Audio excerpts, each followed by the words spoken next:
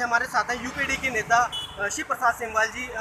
इनसे जानते हैं, पहले तो सर बहुत बहुत जन्मदिन की बहुत बहुत शुभकामनाएं सर। Thank you. सर आपका पत्रकारिता से और नेता बनना ये सफ़र कैसा रहा, थोड़ा सा आप बताएं शिव जी। ये सफ़र ये लगा लीजिए कि जैसे प्रमोशन होता है, कुछ ऐसा ही समझ लीजिए, क्योंकि तमाम राजनेता अटल बिहारी वाजपेयी से लेकर के जो भी तमाम बड़े राजनेता रहे हैं, सुलझे हुए राजनेता रहे हैं, वो सब कहीं ना कहीं अपने शुरुआती जीवन में पत्रकार रहे हैं। और पत्रकारिता हमें समाज को जिस तरीके से समझना सिखाती है, और 20 साल के कार्यकाल के बाद ये लाजमी हो जाता है कि उसके बाद जो कुछ समाज से हमने सीखा है, देश काल और परिस्थितियों में 20 साल का इतिहास अपने आप में एक पूरा कालखंड होता है, और उसको फिर समाज को लौटाना अपने आप में राजनीति एक सबसे बड़ा माध्यम है कि पहले हम लोग सवाल पूछते हैं, सवालों से चीज़ों को समझते हैं। और पत्रकारिता में जहाँ हम लोग सवालों को पूछना हमारा कैरियर है, राजनीति में हमारा कैरियर बन जाता है सवालों के समाधान करना।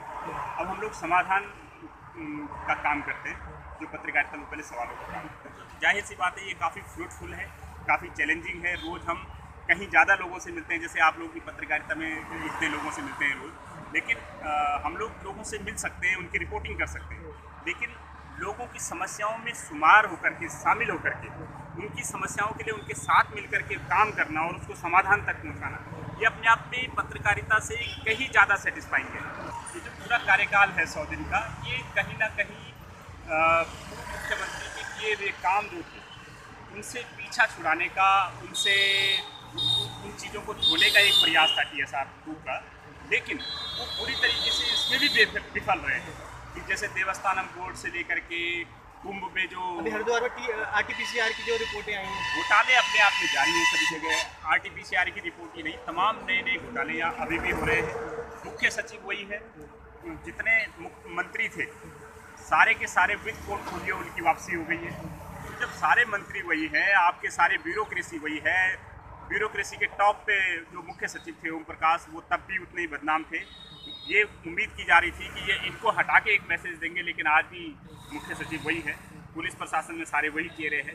तो जाहिर सी बात है कि कुछ नहीं बदला है। सिर्फ एक चीज़ हो गई है, मुझे जो लगता है अभी जो मैसेज आ रहा है पूरे कि ये TSR 1 और TSR 2 भाजपा के जो 2 गुट हैं, पहले एक गुट हावी था, उसने 4 साल बेमिसाल किया। अब TSR 2 के लिए जो बचे हुए महीने हैं, वो सिर्फ और सिर्फ भाजपा के जो 4 साल में किए हुए काम हैं उनको मटिया मेट करना है। प्लस TSR 1 अब एक नई भूमिका में आ गए, वो तीरथ सिंह रावत जी के हर फैसले पे सवाल उठा रहे हैं। जैसे SIT जांच उन्होंने कोरोना को लेकर बिठाई, पर्टिकुलर मुझसे है लगे हुए, हरिओम भी है, बिटला है और यसु, ये तीनों के तीनों अधिकारी इसी महीने रिटायर हो रहे हैं। तो सोचिए फिर जांच कहाँ जाएगी।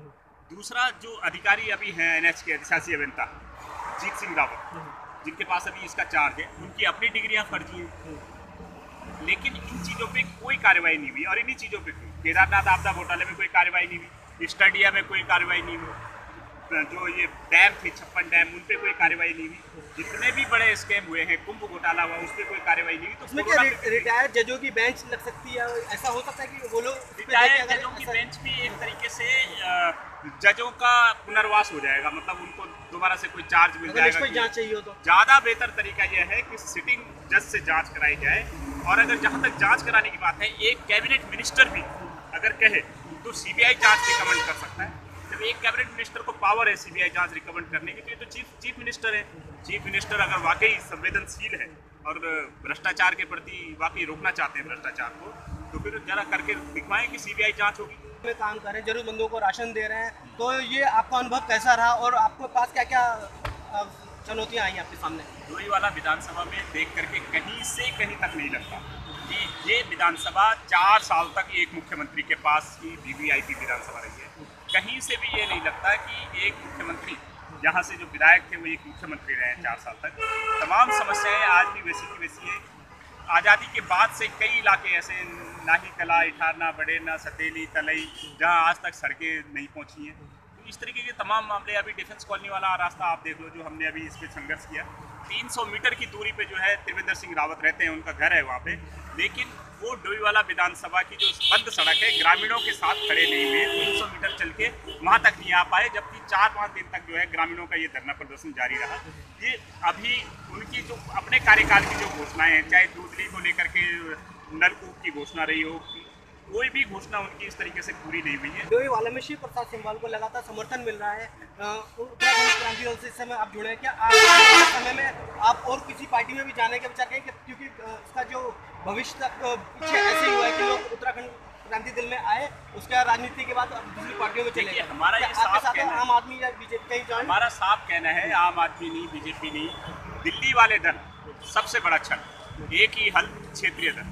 तो क्षेत्रीय दल ही एकमात्र हल है, इसलिए दिल्ली वाले दलों के साथ जाने का कोई भी हमारा न तो इरादा है। डोई वाली आपको जनता चुन के भेजती है, तो आपका क्या विजन रहेगा? कुछ रोड मैप बनाया है सर आपने, ब्लूप्रिंट? जब हर हाथ को काम होगा, हर हाथ को रोजगार होगा, हर घर में 2 पैसे आएंगे, हर घर में 1-2 आदमी कमाने वाले होंगे, तो जाहिर सी बात है कि वो परिवार सेल्फ सस्टेनेबल हो जाएगा, अपनी आजीविका, अपनी जीवन शैली को खुद बेहतर करने के लिए सक्षम होगा। तो हम हर व्यक्ति को इस बात के लिए सक्षम बनाएंगे कि उसे कुछ ना कुछ रोजगार मिले। सरकार छोटे व्यापारियों को 5,000 रुपये का दे रही है, सब्सिडी दे रही है, 10,000 का लोन, 15,000 का लोन, तो उससे भी तो कहीं ना कहीं रोजगार मिल रहा है। कोई सब्सिडी, कोई लोन नहीं है। आज भी आप आंकड़े उठा के देख लीजिए, धरातल पे ये अभी नहीं है। ये केवल सरकार का विज्ञापन है। आप इसका जो सबसे बड़ा कारण मैं बता रहा हूँ कि सरकार जो विज्ञापन दे, वो जो लोन दे रही है, वो सहकारी बैंकों के थ्रू दे रही है। अगर वाकई सरकार की ये पॉलिसी है कि वो सही लोन दे रही है, तो जो प्राइवेट बैंक है, जो या स्टेट बैंक है या नेशनल बैंक है, उनके थ्रू क्यों नहीं देती? ऐसी ब्रेकिंग न्यूज़ को फिर से आपको बहुत जन्मदिन की बधाई। ये था हमारे साथ शिव प्रसाद सिंघवाल जी, जिन्होंने अपनी राजनीति के बारे में बताया, डोई वाले विधानसभा के बारे में बताया। बाकी खबरों को देखते रहिए ऐसी ब्रेकिंग न्यूज़।